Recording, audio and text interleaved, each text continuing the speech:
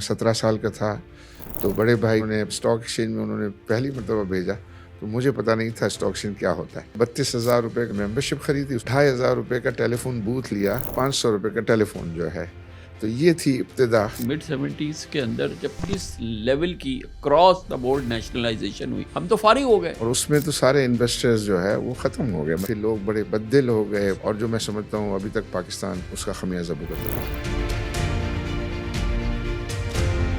जो turn around आना हुआ जिसको आप फील कर रहे हैं कि यार अब कुछ बेहतरी आ रही है, वो क्या ज़माना था? वो टर्निंग पॉइंट 90s था, जब ये नवाज शरीफ साहब पहली मरतबा आए तो उन्होंने फॉरेनर्स के लिए जो है मार्केट को ओपन किया। फिर कॉर्पोरेटाइजेशन जो है वो स्टॉक एक्सचेंज में इंट्रोड्यूस हुई। 1991 में पहली मरतबा जब स्टॉक एक्सचेंज में टर्नओवर 7 मिलियन शेयर हुआ तो मार्केट को एक दिन के लिए बंद करना पड़ा। शुरू में दो कैटेगरी ऑफ इन्वेस्टर्स थे। पुराने इन्वेस्टर्स थे जो इतने ज़्यादा पढ़े लिखे नहीं थे, उनको हम कहते पजामे वाले। जो पढ़े लिखे थे हम उसको कहते थे टाई वाले। पहला राउंड आया और मार्केट बढ़ी और घटी तो उसमें सारे पजामे वाले जो थे वो विनर रहे, और जो टाई वाले थे वो फंस गए क्योंकि उनको तजर्बा नहीं था। जब दूसरा राउंड आया तो फिर जिन पढ़े लिखों ने जो है वो सबको बीट कर दिया। चीफ ऑफ आर्मी साहब सब बिजनेसमैन को कह रहे थे कि वो पैसे आप वापस लाएं, कोई ऐसा प्रोडक्ट दीजिए, हमें वापस लाने का रास्ता दीजिए। जो लोग डिक्लेयर करके यहाँ से ले गए हैं, वापस लाना चाहते हैं, तो यहाँ हमारी जो टैक्स अथॉरिटीज़ है उनको कहती है कि आपको विंडफॉल टैक्स लगेगा इसका। ये तो डिजास्टर वाली बात है। ये बहुत डिजास्टर वाली है, और ये टेंडेंसी गवर्नमेंट में है। अनफॉर्चुनेटली हम ये देखते हैं कि हमारे पास जो लोग बैठे होते हैं उनके पास भी जो है वो फुल्ली एम्पावर्ड नहीं होते। SIFC को और ज्यादा इफेक्टिव बनाने की जरूरत है, इसमें कंस्ट्रक्शन का भी शोबा होना चाहिए। फ्रेंडली कंट्रीज जो है उन्होंने वो रियल एस्टेट डेवलपमेंट से ही थ्राइव किया है। मैं इतने सारे बिजनेसेस करता हूँ, मुझे तो सबसे ज्यादा नोबल काम जो है वो कंस्ट्रक्शन लगता है। जो ये रियल एस्टेट पर टैक्स है वो इंडस्ट्री से ज्यादा है। अनफॉर्चुनेटली उसको मिला के उसको बदनाम किया जा रहा है। पंजाब में तो काम हुआ है, सिंध में नहीं है, कि इसको डॉक्यूमेंट तो करें, कंप्यूटराइज तो करें रिकॉर्ड को। मेस है ना, कंप्लीट रैकेट है। चीफ मिनिस्टर के साथ जो है वो बैठा था, उन्होंने कहा कि भाई ये अनफॉर्चुनेटली SBC है, ये करप्शन का घर है, फला है, हम इसको ठीक करना भी चाहते हैं, फला एडवाइस पूछा तो नहीं होगा, 16 साल हो गए तो अभी कर लेते। किसी वक्त भी आप अगर अच्छा काम कोई करने की बात करता है तो उसको तो इनकरेज करें। IMF के प्रोग्राम में पाकिस्तान जो है वो अच्छा चलता है। जब तक हम IMF प्रोग्राम में हैं उन महीनों में मुझे लग रहा है कि सारा डिसिप्लिन चलेगा और अभी और बेहतरी आनी है। 33,000 मेगावाट जो है वो हम ऑपरेटिंग कंडीशन में, और 22 से 23,000 मेगावाट जो है उसकी हमें ट्रांसमिशन लाइंस हैं, और हम इस्तेमाल कर रहे हैं 13,000 12,000 इसके रेंज में हम। तो अगर ये कंजप्शन जो है वो हमारा 12,000 से 22,000 भी हो जाए, टैरिफ 15 रुपए कम आ जाएगा।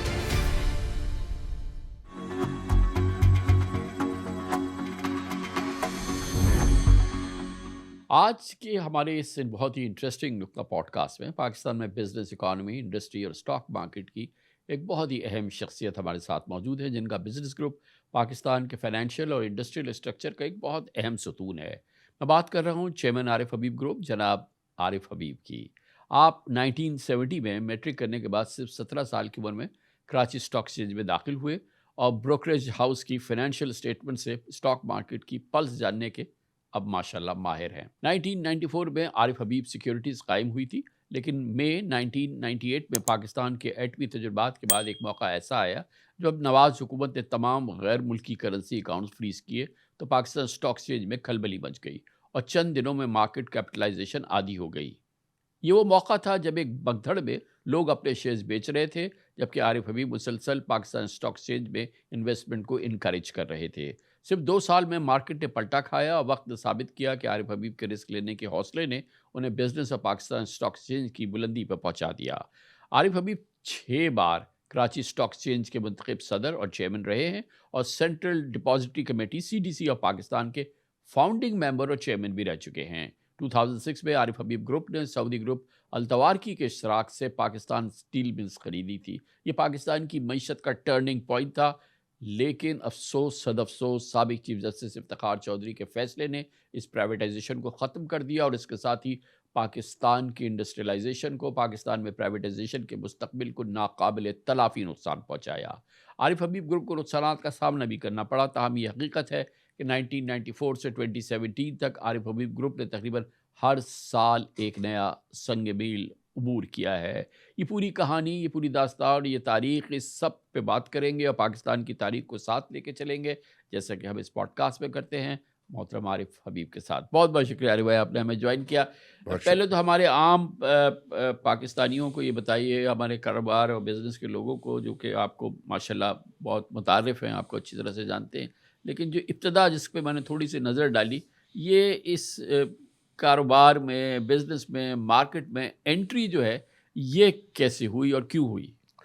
मैं समझता हूँ जिस तरह आपने तारुफ किया, अगर आप मुझे कहते हैं कि अपना तारुफ इस तरह करें तो शायद ये सब चीज़ें नहीं, नहीं। मैं जो है वो ना बता सकता, मुझे याद नहीं होती। आपने बहुत सारी चीज़ें अल्हम्दुलिल्लाह थैंक यू। जो है याद दिला दी, और मैं बहुत ही, मुझे प्लेजेंट सरप्राइज़ हो रहा था कि इतनी सारी चीज़ें आपको माशाल्लाह। याद हैं।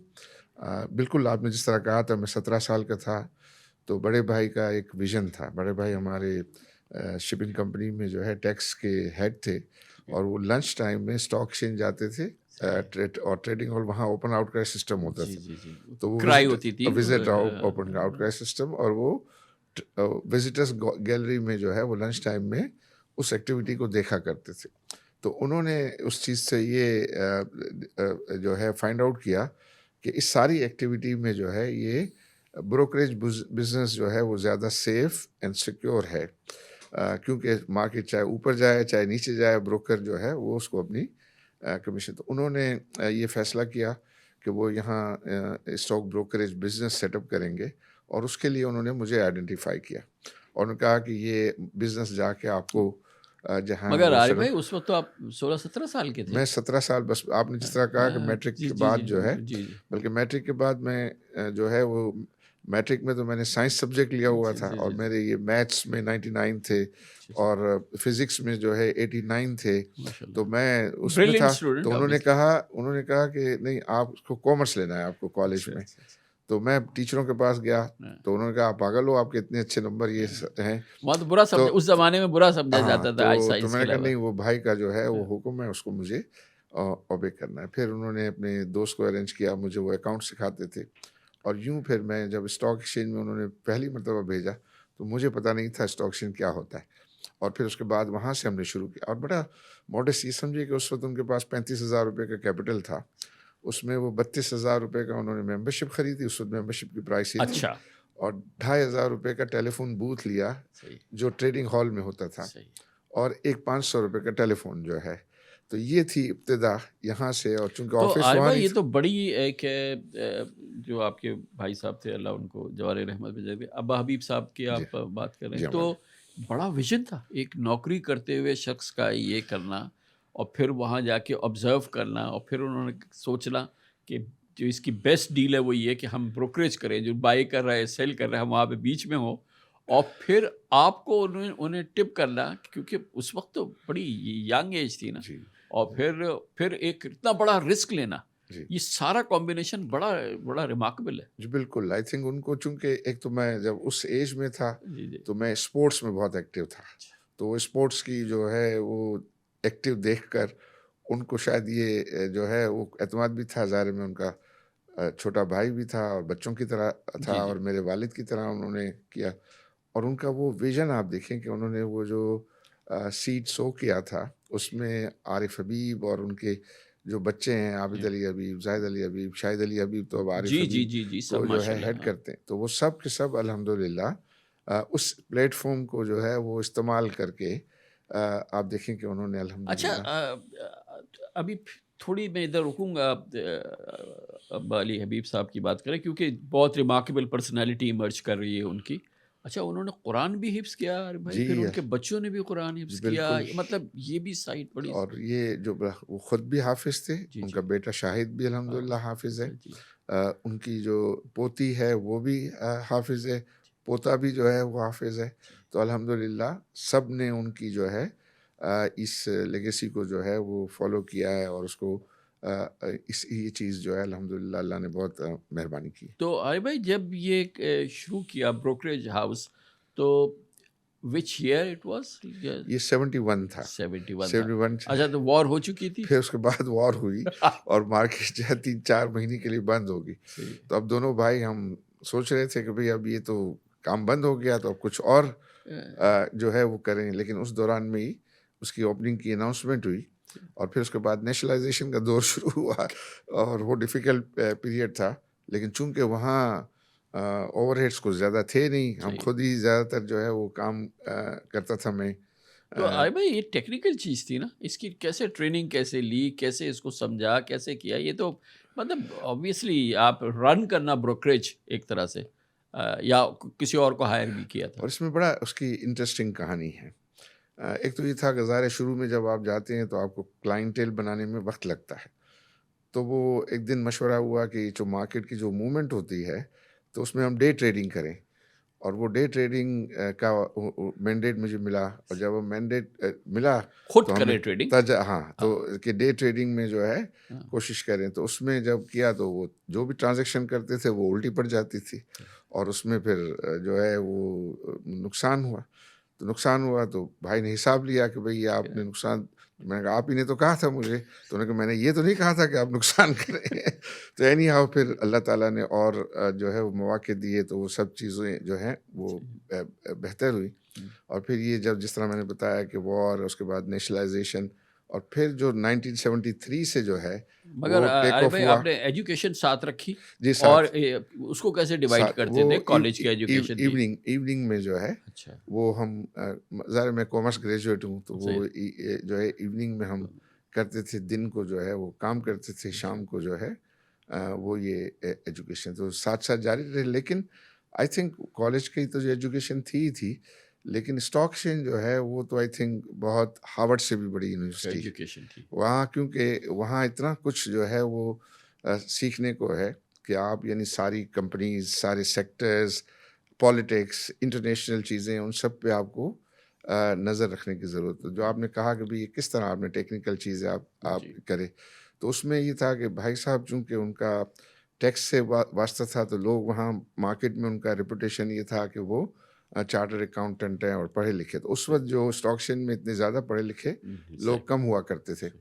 तो एक रेपुटेशन बन गया था कि भई ये एक पढ़ा लिखा फैमिली का फैमिली आदमी है, है। तो एक प्रेशर था और उस प्रेशर को जो है वो करते हुए फिर ज़्यादा से ज़्यादा जो है वो कंपनी की रिपोर्ट्स पढ़ना, देखना, लाइब्रेरी में जाके बैठना।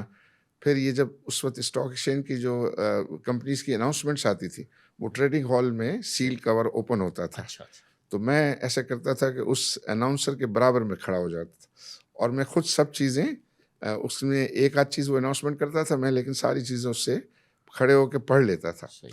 तो जब मैं पढ़ लेता था, तो मेरे पास वो इन्फॉर्मेशन सबसे पहले आ जाती थी। हाँ, बहुत सारे हमारे सीनियर लोग हैं, वो सही। अपने ऑफ़िस में बैठते थे, मैं ट्रेडिंग हॉल में होता था। ओके। तो बाय द टाइम उनको वो इन्फॉर्मेशन पहुँचती थी, सही। वो इन्फॉर्मेशन में सारे जो इन्वेस्टर्स हैं, जो ओके। मीनिंगफुल इन्वेस्टर्स, उनको मैं कन्वे कर चुका होता। सही। तब वो फ़ोन करके उनको बताते थे, तो वो कहते नहीं ऑलरेडी हमको आरिफ साहब ने जो है बता ये दिया। इन्फॉर्मेशन हमसे शेयर कर ली है। तो उसका हमें बहुत ही जो है वो फ़ायदा हुआ, इन्वेस्टर को भी बेनिफिट। फायदा होता होगा और जाहिर इन्वेस्टर्स को ज़ाहिर है उनको जब इन्फॉर्मेशन टाइमली अर्ली आप दें तो वो उसके ऊपर एक्ट कर सकते। भाई ये पाकिस्तान की कहानी में ये एक बड़ा इम्पोर्टेंट, अगर हम अपनी ओवरऑल इकोनॉमी को देखते हैं, ग्रोथ को देखते हैं, हम अपने आप को कंपेयर करते हैं दूसरे मुल्कों के साथ, रीजन के साथ कंपेयर करते हैं और अपना साइज़ देखते हैं और दूसरी इकोनॉमीज़ का साइज़ देखते हैं, तो उसमें पाकिस्तान तो एक तरह से हमें लग रहा है कि चले 2 लाख तो हो गया 71 में, 71 में, लेकिन मिड 70s के अंदर जब इस लेवल की क्रॉस द बोर्ड नेशनलाइजेशन हुई, तो वो तो बिजनेस और कारोबार और इंडस्ट्री का तो बेड़ा गर्क हो गया ना एक तरह से। जब ये इससे निकले और फिर जब वापस आए, तो वहाँ से हमारी ग्रोथ की सफ़र अगर हम गिने तो सही है। इससे पहले तो आधा तो ईस्ट पाकिस्तान में गया और बाकी नेशनलाइजेशन में गया। हम तो फारिग हो गए, अब तो हमारी तो कहानी शुरू होनी चाहिए 1977 के बाद अ, से। बिल्कुल आप सही कह रहे हैं और उसमें तो सारे इन्वेस्टर्स जो है वो ख़त्म हो गए। मतलब ये है कि जो ईस्ट पाकिस्तान में बहुत सारे हमारे जी, जी, यहाँ एंटरप्रेन्योर्स थे, उनकी इन्वेस्टमेंट्स ज़ीरो हो गई। जी। फिर उसके बाद नेशनलाइजेशन में कोई कंपनसेशन सही, जी है खातिर ख़्वाह नहीं मिला, उसमें चली गई। फिर लोग बड़े बददिल हो गए, सही, कई कई फैमिलीज़ हमने देखा कि बाहर चली गई। सही। और वो जो एंटरप्रेन्योरशिप का इंस्टिंक्ट है जी, जी, पाकिस्तान में, वो किल हो गया था। सही। वकील हो गया था और उसमें बड़ी ही जो है वो मायूसी थी, पर्टिकुलरली जो इन्वेस्टर्स के अंदर। सही। और फिर नेशनलाइजेशन के बाद जिस तरह इदारों में डिटेरियोरेशन हुई, सही है। और उसका भी जो है वो था असरात। तो आप बिल्कुल सही कह रहे हैं कि हम उस वक्त तक तो यानी 70 शुरू होते हुए 60s में तो पाकिस्तान एक एग्जाम्पल था, सही जो हम है। अभी पढ़ते हैं वो एग्जाम्पल था सही। दुनिया भर में। और उसके बाद जो है वो अनफॉर्चुनेटली जो है वो इन इकदामात की वजह से डिटेरियोरेशन हुई, और जो मैं समझता हूँ अभी तक पाकिस्तान उसका खमियाजा भुगत रहा है। भुगत रहा है। तो अरे भाई, ये जब ये 70 की दहाई पूरी गुजर गई, अब 80s में आ गए, अब ये मार्शल लॉ का दौर है, अफ़गान वॉर चल रही है, ये सारा कुछ हो रहा है, और अब आप जो हैं वो फुल फ्लेजेड जो है वो मार्केट वगैरह भी चल पड़ी है, क्योंकि वो नेशनलाइजेशन के असरात को वॉश करने की कोशिश की, जो नई गवर्नमेंट आई जल्द से की, और उसके बाद से तो जो टर्न अराउंड आना हुआ, जिसको आप फील कर रहे हैं कि यार अब सुकून हुआ है, कुछ बेहतरी आ रही है एंड गेट गोइंग, तो वो क्या ज़माना था, वो क्या हुआ था? मैं अपने कैरियर को, मुझे मैं खाली कोई 50 साल के करीब जो है वो स्टॉक मार्केट में जी। हो गए। और उसमें उसको 5 दिहाइयों में मैं ब्रेकअप करूँगा। पहली दिहाई तो जो मैंने आपको बताया कि 70s की थी। ठीक है। 78 में फिर मैंने खुद स्टॉक एक्सचेंज पे मेंबरशिप ली। ठीक हो गया। यानी वो 72 में जो भाई साहब ने ली वो 32,000 की ली जी, थी। जी। और अब वो जो पीरियड था इतना 8 साल का, 7 साल अच्छा। का, उसमें उसके बाद उसकी वैल्यू 30,000 थी। तो जो ज़ाहिर है। 7-8 साल इतनी कम पहले हो गई थी थी। हाँ, 32,000 थी, हाँ, वो तीस सही। हजार जी, पे इन हालात की वजह जो से। है। और फिर उसके बाद 80 में जो है वो फर्स्ट टाइम मैं स्टॉक के बोर्ड पर जो एज ए डायरेक्टर जो है वो इलेक्ट हुआ। ठीक है। जब बोर्ड पर है तो पहला तो जो 70s का है वो तो लर्निंग में, सीखने में और इसमें सही। जो है निकल गया। फिर जब 80s की दिहाई शुरू हुई तो उसमें जो है उस वक्त तक कुछ थोड़ी लर्निंग हो गई थी, कुछ सही चीज़ें है। हम मार्केट में इंट्रोड्यूस भी हो गए थे।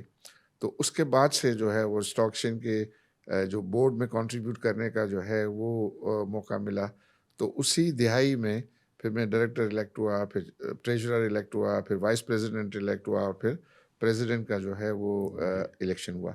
तो उसमें काफ़ी हद तक जो है वो बिजनेस हमारा स्टेब्लिश हो चुका था, सही। और उसमें जो है वो पीरियड भी ज़रा जो है वो अब बेहतर आपका था। बिज़नेस एस्टेब्लिश हो तो उसका मतलब ये है कि लोगों में स्टॉक मार्केट की आगाही आ गई थी। लोग इन्वेस्टर की हैसियत से आ रहे थे, वो अपने आप को रजिस्टर कर रहे थे। तो वो एक स्टॉक मार्केट जो है इटसेल्फ लोगों के अंदर उसकी दिन ब दिन ब बेहतरी, हुँ, और उसमें जो अपॉर्चुनिटी ज़्यादा थी हुँ। वो न्यू लिस्टिंग्स में थी। ठीक है। उस ज़माने में जो है स्टॉक एक्सचेंज पे बहुत बड़ी तादाद में कंपनीज जो है लिस्ट हुई, क्योंकि हमारे वो controller of capital issue rules होते थे जी। उसके अंदर। और फिर ये जब ये डीएफआईज लोन देती थी उसमें कंडीशंस कंपनीज पे होती थी सही। कि उनको एक सर्टेन पीरियड के बाद लिस्ट करवाना है। ओके। तो वो जो स्टॉक एक्सचेंज पे लिस्टिंग के लिए आते थे तो वो नॉर्मली वो पार वैल्यू पे ऑफर करते थे, लेकिन सेकेंडरी जी। मार्केट में उसकी प्राइस प्रीमियम पे होती थी। सही है। तो उस सब्सक्रिप्शन में बहुत अपॉर्चुनिटीज़ होती थी, और उसके ग्रेट। अंदर फिर आपको ब्रोकरेज की भी जो है थी। तो उसमें फिर लोगों ने, इन्वेस्टर्स ने काफ़ी बेनिफिट किया, हुँ, और उसकी वजह से फिर वो स्टॉक एक्सचेंज की आगाही जो है वो बढ़ने लगी। तो ग्रेट। 80s जो है वो उस लिहाज से था। फिर जो आपने कहा कि क्या जो है वो टर्निंग पॉइंट। टर्निंग पॉइंट था, जी, जी। तो वो टर्निंग पॉइंट 90s था। ठीक है। 90 में, 91 में जब ये नवाज शरीफ साहब पहली मर्तबा आए जी। तो उन्होंने मार्केट को जो है वो ओपन किया, फॉरेनर्स के लिए जो है हुँ, मार्केट को ओपन किया। फिर कॉर्पोरेटाइजेशन जो है वो स्टॉक एक्सचेंज हुँ, में इंट्रोड्यूस हुई। हुई।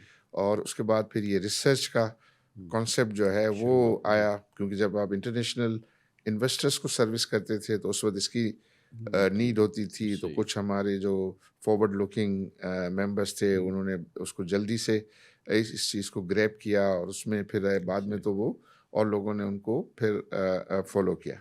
तो वो पीरियड था कि जिसमें जो है वो मार्केट्स 91 में अच्छी परफॉर्म की, फिर 92 में ज़रा पॉज आया, फिर 93 94 में जो है वो बहुत ही अच्छा पॉज लिया। दूसरा फिर जो डिकेड था आफ्टर ये न्यूक्लियर ब्लास्ट। अफ़गानिस्तान का जो जी, हमारा जी। 9/11 का इंसिडेंट हुआ, जी, जी, जी। 9/11 के इसके बाद जो मुशर्रफ का पीरियड था, शौकत अज़ीज़ का पीरियड था, जी, जी। उसमें रियल मार्केट ने जो है वो बहुत ही ज़्यादा ग्रो किया। सही है। और इन टर्म्स ऑफ टर्नओवर, फिर इसी पीरियड में जो ये सारी स्टॉक एक्सचेंज की मॉडर्नाइजेशन के इनिशिएटिव्स थे, जी, जी। जिसमें कंप्यूटराइज्ड ट्रेडिंग है, जिसमें सेंट्रल डिपॉजिटरी सिस्टम है। आपको तो पता है पहले जी, ओपन आउटक्राई सिस्टम जी, होता जी, था, जी, जी। लोग ट्रेडिंग हॉल में असेंबल होते हुँ, थे और ऑफर बिड्स जी, जी। शाउट करते थे और अपनी बुक्स में, जी, जी। वो फिर जो है ऑटोमेट हो गया। इसी तरह पहले फिजिकल शेयर सर्टिफिकेट्स जो है हुँ, वो एक्सचेंज होते थे टाइटल के तौर पर, और उसमें फिर बहुत ज़्यादा लोगों को मेहनत करनी पड़ती थी जी, जी। उनके डिस्टिंक्टिव नंबर्स लिखने में। फिर वो सेंट्रल डिपॉजिटरी आ गया। हुँ, तो मुझे याद है कि 1991 में पहली मर्तबा जब स्टॉक एक्सचेंज में टर्नओवर 7 मिलियन शेयर हुआ, ठीक है। तो 7 91 मिलियन में। हुआ तो मार्केट को एक दिन के लिए बंद करना पड़ा। सही है, उन्होंने कहा 7 मिलियन शेयर्स जो है वो हैंडल नहीं हो पा रहा है। सही, सही। तो मुझे याद है कि फिर चेयरमैन एसईसी मियां मुमताज़ अब्दुल्ला होते थे, वो उन्होंने फ्लाई किया और ये क्या कि भाई ये 7 मिलियन शेयर्स जो है सही, मैं मार्केट में सब सेलिब्रेट कर रहे थे। सही है। लेकिन आपको ये जान के खुशी होगी कि जब सेंट्रल डिपॉजिटरी आया और ये 2003-4 के अंदर हुँ, हमारे यहाँ मार्केट का टर्नओवर 1 बिलियन शेयर्स को क्रॉस कर गया। सही है। और वो उसमें जब वो हम टर्नओवर करते थे तो रात-रात भर लोग बेचारे काम किया करते थे। सही, लेकिन इसमें जब 1 बिलियन शेयर क्रॉस कर गया सही है, तो लोग आफ्टरनून में अखबार पढ़ रहे थे। सही। तो इतना मतलब ये ऑटोमेट होने की वजह से जी, जी। को पुश ऑफ द बटन सारे सिलसिले जो है वो सेटलमेंट के सही है, और एक्सचेंज ऑफ टाइटल के सारे मामलात इसमें हल हो गए। और फिर स्टॉक एक्सचेंज जो है वो एक इंटरनेशनल सिस्टम वाइज जो है वो इंटरनेशनल स्टैंडर्ड का जो है वो बन गया। तो वो पीरियड भी बहुत ही मार्केट का जो आप ये समझिए कि आपने जो किया कि जब हमारा न्यूक्लियर टेस्ट हुआ था जी, जी। तो इंडेक्स जो है वो केसी 100 785 लो चला गया था। सही है, और वो इस पीरियड में 2007 में ये इंडेक्स जो 785 वाला जो है सही वो 14,600 हो चुका था। पीक हो गया। सही है, फिर 2008 का क्राइसिस आया सही है, और उसमें मार्केट बंद हुई और फिर मार्केट फिर 4,800 पे गई। सही है। और फिर जो पीरियड था वो 2017। 2017 का, हाँ, तो उसके बाद जब 2009 में मार्केट बंद होके फिर खुली, जी, जी। तो वहाँ से जो मार्केट 4,800 से बढ़ी तो वो 54,000 पीक किया। जी, जी। और 54,000 पीक करने के बाद फिर हमने ये देखा कि फिर मार्केट स्ट्रगल करती रही और 54,000 कोविड के ज़माने में 28,000 चली गई चली थी। गई, जी, जी। और फिर अब 28,000 से आज हम देख रहे हैं 1,14,000 जी, का इंडेक्स तो है। अरे भाई ये बताएँ कि एक इस पूरे सफ़र के अंदर एक बड़ी इम्पोर्टेंट चीज़ है आई थिंक पूरे पाकिस्तान के बिज़नेस के लिए, इकोनॉमी के लिए, ये बड़ी खुली-डुली मार्केट होती थी, undocumented, semi documented, grey type की इकोनॉमी होती थी। वहाँ से होते-होते आज ये 100% documented, 100% white, through and through बिल्कुल केवाईसी सॉलिड, जो कि शायद पाकिस्तान के और किसी ट्रेड और बिज़नेस में ये नहीं है। ये फर्स्ट क्लास पाकिस्तान की एक शानदार एग्ज़ाम्पल है इंटरनेशनल के अगर हम बिज़नेस और दुनिया को दिखाना चाहें तो। आप बिल्कुल सही कह रहे हैं। ये एडवांटेजेस भी है लेकिन इसका डिसएडवांटेज भी था। अच्छा, एडवांटेजेस यूँ है कि हम ज़ाहिर इंटरनेशनल स्टैंडर्ड को हमने अचीव किया और हम बिल्कुल अपना प्राउडली कह सकते हैं कि हम किसी भी इंटरनेशनल स्टॉक एक्सचेंज के सिस्टम्स हैं उनसे कम नहीं है कैपिटल जी, मार्केट से। डिसएडवांटेज ये है कि हमारे यहाँ दूसरे जो एसेट क्लास हुँ, की एक्टिविटी है वो बहुत ज़्यादा अनडॉक्यूमेंटेड है। जी, जैसे ट्रेडिंग है, डॉलर इन्वेस्टमेंट्स हैं, आपकी जो रियल एस्टेट था उस वक़्त, वो सब अनडॉक्यूमेंटेड था। तो उस अनडॉक्यूमेंटेड रिजीम से कम्पीट करना हुँ, हुँ, डॉक्यूमेंटेड रिजीम में, क्योंकि आपको तो पता है कि बहुत ज़्यादा जी, लोग आबादी हमारी जो है वो फुल्ली डॉक्यूमेंटेड नहीं है। नहीं है। उनके पास पैसे हैं, कैश है, अब तो आप स्टॉक एक्सचेंज में कैश डील ही नहीं कर सकते। सही है। तो उसकी वजह से जो है वो कुछ इसकी जो है वो ग्रोथ जो है वो इम्पैक्ट हुँ, हुआ उसका, जी, उस पे नेगेटिव इम्पैक्ट हुआ। लेकिन I think in the long run ये जो है वो काफ़ी बेनिफिशियल है। और अभी हम देखते हैं कि आप अभी पहले एक ज़माने में तो आप सुनते थे कि भाई ये ट्रेडर हो गया फलां ट्रेडर, लेकिन आज जो है या तो म्यूचुअल फंड्स एक्टिव हैं या इंश्योरेंस कंपनीज एक्टिव हैं या बैंक्स एक्टिव हैं या कॉरपोरेट्स जो हैं वो बहुत ज़्यादा एक्टिव हैं, हाई नेटवर्थ एक्टिव हैं। जी, जी, वो सब इस वजह से हैं कि ये फुल्ली डॉक्यूमेंटेड है। तो फुल्ली डॉक्यूमेंटेड होने का और ये जो है फुल्ली जो है वो टेक्स्ट एक्टिविटी है। तो और उसमें तो हम बल्कि ये कहते हैं कि जब आप कैपिटल गेन करते हैं तो सेल प्रोसीड आपको बाद में मिलता है, गवर्नमेंट को टैक्स पहले कटता मिलता है उसको। जी जी जी तो जी। इस तरह के का जो है ये सिस्टम जो है, तो आई बिलीव कि ये इस फाउंडेशन पे फिर ये जो मार्केट ओपन हुआ फॉरेनर्स के लिए, हम्म, तो इससे फिर उससे पहले लोग जो है वो स्टॉक एक्सचेंज में पढ़े लिखे कम थे। ठीक है। फिर ये जब मार्केट ओपन हुई तो फिर पढ़े लिखे लोग जो है वो आने लगे, ब्रोकरेज ठीक। हाउस ने उनको हायर करना शुरू किया। तो शुरू में जो है वो पहला राउंड था, वो हमको कहते थे दो कैटेगरी ऑफ इन्वेस्टर्स थे। हम कहते जो पुराने इन्वेस्टर्स थे जो इतने ज़्यादा पढ़े लिखे नहीं थे उनको हम कहते पजामे वाले, ठीक है। और जो पढ़े लिखे थे हम उसको कहते थे टाई वाले। ठीक। तो जब पहला राउंड आया और मार्केट बढ़ी और घटी, तो उसमें सारे पजामे वाले जो थे वो विनर रहे, और जो टाई वाले थे वो फंस गए क्योंकि उनको तजर्बा नहीं था। नहीं था। पहला उनको तजर्बा था, सही है। तो उस पे जो है वो इशू रहा। लेकिन जब दूसरा राउंड आया जी। तो फिर जिन पढ़े लिखों ने जो है वो सबको बीट कर दिया। सही है। तो ये फेज़ भी पाकिस्तानी मार्केट ने जो है वो देखा, और अब आप देखते हैं कि अल्हम्दुलिल्लाह ब्रोकरेज हाउस हमारी यंग बच्चे बच्चियां जो हैं जी जी। वो बहुत ही अच्छी रिसर्च रिपोर्ट्स भी निकालती हैं, राइटिंग में जो है वो इन्वेस्टर्स को सर्विस कर रही होती है। तो उससे फिर ब्रोकरेज हाउसेस का और स्टॉक एक्सचेंज का इमेज जो है वो अब काफ़ी अल्हम्दुलिल्लाह तो बढ़। अरे भाई, अनडॉक्यूमेंटेड की बात कर रहे हैं तो पाकिस्तान की इकॉनमी का एक बहुत बड़ा कर्स ये है कि एक बहुत मैसिव अनडॉक्यूमेंटेड इकॉनमी है। और अभी आपने जिक्र किया तो आपने जब कहा कि डॉक्यूमेंटेड स्टॉक एक्सचेंज है मगर इसका नुकसान भी हुआ एक ओवरऑल। एक कॉन्सेप्ट ये भी है कि बहरहाल अनडॉक्यूमेंटेड इकॉनमी है और उसको डॉक्यूमेंट करने की कोशिश में जो गवर्नमेंट जिस तरह से जाती है, कुछ लोगों का ख्याल है कि शाये वे ना कर जाए कैपिटल, कोई हमारा दाएँ बाएँ ना हो जाए। लेकिन बहरहाल हमें उसको डॉक्यूमेंट करना है। तो ये जो पूरी कैंपेन है कि इसको डॉक्यूमेंट करना है और इसके लिए जो-जो इक़दामात किए गए या फ़ेल हो गए या कामयाब हुए या जो कुछ भी हुआ, बहरहाल एक अगर हम देखें तो ग्रॉस नाकामी का सामना करना पड़ा है हमें। तो इस पूरे मामले को आप कैसे देखते हैं कि इसके लिए कितना ज़ोर लगाना चाहिए कि हम इसको डॉक्यूमेंट करें? अब जो लोग नहीं करते उनके खिलाफ हम पूरी फ़ोर्स से जाएँ। आई थिंक मुझे ये लग रहा है कि हमारे जो पॉलिसी मेकर्स हैं वो इतना फोकस नहीं है। हुँ, उनको जो डॉक्यूमेंटेशन के एडवांटेजेस को भी हासिल करना चाहिए, और जो डिसएडवांटेजेस हैं जहाँ डॉक्यूमेंटेशन नहीं है हुँ, जी। उसको एड्रेस करना चाहिए कि किस तरह एड्रेस जो है वो करना। इस किस्म के प्रोडक्ट्स जो है वो रखने चाहिए कि वो बहुत कन्वीनियंटली जो है हुँ, अनडॉक्यूमेंटेड से डॉक्यूमेंटेड में कन्वर्ट हो जाए। हुँ, इसकी मिसाल मैं आपको दूं कि पिछले महीने जो है यानी ये समझो पिछले कोई 4 महीने में 3 महीने में चीफ ऑफ आर्मी साहब 2 दफ़ा जो है वो बिज़नेसमैन बिजनेसमैनों से से मिले। मिले, जी, जी। मीटिंग की उन्होंने।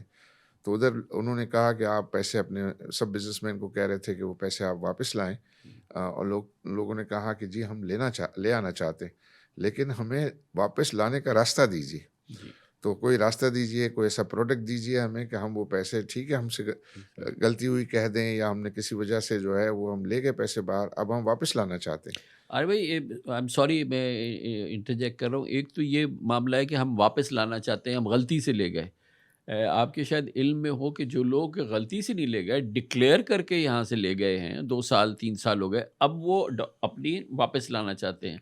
तो यहाँ हमारी जो टैक्स अथॉरिटीज़ हैं उनको कहती हैं कि आपको विंडफॉल टैक्स लगेगा इसका, हाँ, आई थिंक कि अब ये। आप लाएं तो उसकी सज़ा है कि आपके, क्योंकि हाँ, डॉलर का रुपया इतना हो गया, हमारा करेंसी हो गया, तो हम इस पे विंडफॉल टैक्स दिस इज़ ये तो डिज़ास्टर वाली बात है भाई। ये बहुत डिज़ास्टर वाली है, और ये टेंडेंसी गवर्नमेंट में है। ये इससे इसी में नहीं और जगहों पे भी है। हुँ, और इसमें जो हम एक वर्ड इस्तेमाल करते हैं कि गवर्नमेंट का um, track record of honouring commitment जो है वो बहुत पुअर है, या जिसको आम ज़बान में कहते हैं कि मुकर जाती है। सही बात। मुकर जाती है। आप देखते हैं कि ये वाला जो आपने बताया कि फिर एमनेस्टी करके दूसरे दिन आप सीवीटी आप लगा दी उसको और वो businessman foreign finance minister Miftah Ismail ने किया। एग्जैक्टली ये चीज़ उन्होंने की। और चीज़ों में भी देखें ना, लोग रोते हैं। अभी मैं किसी को इंटरव्यू कर रहा था कि भाई आप ये कैसा क्या हाल है टेक्सटाइल के, बोला बहुत अच्छा है, बहुत डिमांड है, लेकिन हमारे लिए कुछ प्रॉब्लम्स हैं। ये प्रॉब्लम छोटे छोटे प्रॉब्लम्स हैं, अगर इसको आप रिजॉल्व कर दे तो ये डबल हो जाएगा हमारा। इस तरह आज की पोजीशन जो है वो अच्छा, इस वक्त ये है, डिमांड्स की ये सही। हालात हैं। तो वो क्या मतलब मुख्तलिफ उन्होंने कहा हमारी यूटिलिटीज़ के कुछ जो है वो इश्यूज़ हैं, कुछ डिफरेंट डिपार्टमेंट्स हैं वो हमको जी, हैरेस करते हैं, ये वाले सारे मामलात हैं। जी, तो जो जो आप मैं बात कर रहा था कि वो गवर्नमेंट जो है वो इन मामलों को टारगेट करके इनके मसलों को जो है बैठ के हल नहीं करती। वो सही। बैठे कि भाई उसका टास्क फोर्स बने और वो उनके मसलों को हल करे ताकि टर्नओवर बढ़े। लोग सही। जो है वो बाहर पैसे ले गए थे वो वापस आएँ। अरे जो मुझे सिर्फ ये बताइए कि जो आप फरमा रहे हैं कि गवर्नमेंट ये करे और ये मसले हैं और ये चीज़ें हैं, मैं तवील अरसे से आपको जानता हूँ और हर प्राइम मिनिस्टर से आप मिलते हैं, ग्रुप में भी मिलते हैं, अकेले में भी मिलते हैं, तमाम गवर्नमेंट्स में आपसे मशवरा मांगा जाता है। तो ये तो आप पता नहीं कब से ये बात कर रहे होंगे, इसकी वजह से आज भी ये बात कर रहे हैं। क्यों नहीं ये कुछ हिलता? ये क्या वजह है कि ये मसला अपनी जगह बरकरार रहता है? आई थिंक इतना कोई निडर आदमी जो है वो शायद है नहीं। बात तो जो है वो हम करते हैं, वो एक्नॉलेज भी करते हैं, समझते भी हैं, लेकिन उसके लिए जो विल चाहिए और जो एम्पावरमेंट चाहिए, अनफॉर्चुनेटली हम ये देखते हैं कि हमारे पास जो लोग बैठे होते हैं उनके पास भी जो है वो फुल्ली एम्पावर्ड नहीं होते। तो वो फुल्ली एम्पावर्ड नहीं होते तो फैसले भी जो है अ, लेकिन भाई यहाँ तो फ़ौजी हुकूमतें भी आईं और जब फ़ौजी हुकूमतें नहीं आईं तो ऑब्वियसली हमारे सिस्टम के अंदर चीफ़ ऑफ आर्मी स्टाफ एक बहुत एम्पावर्ड और ज़ाहिर है कि जो पावरफुल शख्सियात हैं उनमें नंबर 1 होते हैं और आपने जैसे बताया जनरल आसिम से भी 2 बार ये मुलाकातें हुई हैं और वो कहते हैं कि हमने एक आर्मी कमिटेड है कि हम इकॉनमी को रिवाइव करेंगे। लेकिन कुछ समझ से बाहर है बात है। ये एसआईएफसी जैसा इदारा बना, इससे ज़्यादा तो पावरफुल इदारा, मैं तो बहुत खुश था कि ये बहुत ज़बरदस्त इदारा बन गया है और अब ये चीज़ों को स्ट्रीमलाइन कंसिस्टेंसी चाहिए, कंटिन्यूटी चाहिए, इसी चीज़ के लिए था और पॉलिसीज़ को एक जगह शेप करना। देखिए ये एफबीआर जो सबसे बड़ा मसला है, 2 बार इसका जो है कैबिनेट से इस एसआईएफसी ने वो किया, डॉक्टर शमशाद अख्तर ने डॉक्यूमेंट्स बनाई, अब एफबीआर को हम डिवाइड कर देंगे आईआरएस में और कस्टम्स में, आपके इल्म में डीजीज़ अलग होंगे और पूरा एक सिस्टम बनाया। आप देखें कि ऐसा गायब हो गया हवा में जैसे कि वो था ही नहीं, यानी कि वो वाक़या ही नहीं। इससे ये पता चलता है कि कुछ भी हो जाए, ये ठीक होने वाली सिस्टम कैसे ठीक होगा? जी, जी आप बात करें मैं भी वही बात कर रहा हूँ कि अगर वो 2 दफ़ा इतना सारा कुछ होने के बाद फिर भी वो इम्प्लीमेंट नहीं हुआ, एनफोर्स नहीं हुआ, सही है। तो कुछ तो जो है वो ख़राबी है, कहीं कोई प्रॉब्लम है। अगर ये देखा जाए एम्पावरमेंट की जो आपने बात की तो आप ये देखें कि सितंबर 2023 में जनरल आसिम यहाँ आए थे, जी, कराची बिज़नेसमैन से और बातें की थी उन्होंने और जो बातें की, वादे किए उसमें से बहुत सारे वादे उन्होंने वफ़ा किए। जैसे जी। वो आपका अफ़गान ट्रांज़िट ट्रेड का मामला था, जी, जी। बॉर्डर ट्रेड में जो है वो चेक का एक्सचेंज रेट मामला था, वगैरह जी। आपके ये जो एक्सचेंज कंपनीज़ की जो है हुँ, वो अब्यूज़ेज़ थे, उसके ऊपर जो है फिर उन्होंने क्रैक डाउन किया। जी, तो उसके रिज़ल्ट्स हमने देखे क्योंकि जी, एक वक़्त था कि जो है वो ओपन मार्केट के पीछे उन्होंने इंटरबैंक मार्केट को लगाया हुआ था। वो सही, 5% मार्केट के पीछे जो है वो 95 को लगाया हुआ। सही। फिर उनको समझ आई कि भई एक्चुअली तो वो जो 5% मार्केट में हुँ, जो है मैनिपुलेशन है, अब्यूज़ेज़ हैं, उसको हम चेक करें। द सही। मिनट उसने उनको चेक किया, तो उसके जो है वो रिज़ल्ट्स आए। एसआईएफसी में भी बहुत हुँ, सारे फैसले उन्होंने किए हैं कि हुँ, जिसके चीज़ें और वहाँ ये चीज़ें हैं, उनको भी ज़रूरत है कि एसआईएफसी को और ज़्यादा इफ़ेक्टिव जो है वो बनाएँ। बनाने की ज़रूरत है और उसमें और मुख्तलिफ़ सेक्टर्स को भी लाने की ज़रूरत है। फॉर एग्ज़ाम्पल मैं अक्सर ये कहता हूँ कि आपने जो सेक्टर्स बिल्कुल ठीक रखे हैं कि एग्रीकल्चर, माइनिंग, आईटी और पावर, लेकिन इसमें जो है वो कंस्ट्रक्शन का भी शोबा होना चाहिए। सही। क्योंकि कंस्ट्रक्शन जो है वो न सिर्फ हुँ, सेकंड लार्जेस्ट एम्प्लॉयर है और वो बहुत ही जो है वो 60 इंडस्ट्रीज़ को सपोर्ट कर रही होती हुँ, है। तो वहाँ वहाँ जो है वो भी बहुत ज़्यादा और फिर आपके फ्रेंडली कंट्रीज़ जो है उन्होंने वो रियल एस्टेट डेवलपमेंट से ही थ्राइव किया है जी, जी, अपने जी। यहाँ। तो उसको हमें पूरी तरीके से जो है वो लेकिन इसमें तो वन बेनिफिट ले step forward, two step backward वाली है ना। इमरान खान साहब ने अपने ज़माने के अंदर इस रियल एस्टेट को और इन तमाम चीज़ों को बड़ा इम्पेटस दिया था बहुत और बहुत ही कंसिस्टेंटली उन्होंने फॉलो किया था। वो जब वो शायद बेस्ट ज़माना था रियल एस्टेट और इन इन चीज़ों का। लेकिन उसके बाद फिर गवर्नमेंट ने तेज़ी से विड्रॉ किया, टैक्सेस लगाए, ये किया और ठीक है, गवर्नमेंट का शायद ये है कि जो बहुत सारा जो ग्रे और जो इस तरह का सस्पिशियस जो अमाउंट्स होते हैं वो वहाँ जाके पार्क हो जाते हैं और वो फिक्स हो जाते हैं और वो ज़ाहिर है कि रियल इकोनॉमी में उनका इस्तेमाल नहीं होता। लेकिन हाउ टू मेक गुड कि सब हो जाए और जो कानून है उसका भी निफाज हो। नहीं, बिल्कुल आप सही कह रहे हैं कि उस वक़्त बड़ी एक्टिविटी जो है जी, जी। वो थी, और पर्टिकुलरली जो अफोर्डेबल हाउसिंग जो है, जी, जी। उसके लिए बहुत कुछ जो है वो इंसेंटिव्स आए थे। हालाँकि तमाम पॉलिटिकल पार्टीज़ के मैनिफेस्टो में जी है। ये है कि हम हाउसिंग को जो है वो प्रमोट करेंगे, और हाउसिंग की प्रमोशन का, हुँ। लेकिन आई थिंक एक एक मुझे वजह जो नज़र आती है, शायद उन्होंने इसका नाम नया पाकिस्तान हाउसिंग रखा था। जी, जी, जी। तो नया पाकिस्तान हाउसिंग जो है, जी, वो आने वाले को शायद जो है पसंद वो नहीं आएगा। एक्सेप्टेबल हुँ, ना हो।